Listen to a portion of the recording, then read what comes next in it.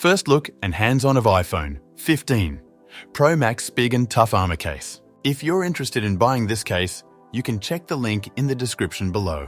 The Spigen Tough Armor iPhone 15 Pro Max case is a solid choice if you're looking for protection, affordability, and convenience rolled into one. It features a built-in kickstand that easily pops out of its small indentation on the case, making it easy to watch videos or use your phone without needing to hold it. Granted, it's not the most stylish phone case, but it does a good job at protecting your iPhone 15 Pro Max from dense knocks and scratches.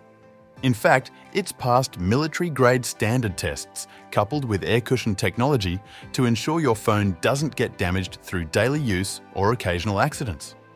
While there isn't much choice in terms of colors or design, the Spigen Tough Armor is definitely worth investing in if you're looking for a basic iPhone 15 Pro Max phone case that's easy to install and comfortable to hold. Despite its name, the Spigen Tough Armor iPhone 15 Pro Max case is surprisingly lightweight and slim. It adds just 0.16 inches of thickness when installed on your iPhone 15 Pro Max, making it a great choice for people who don't want a bulky phone case.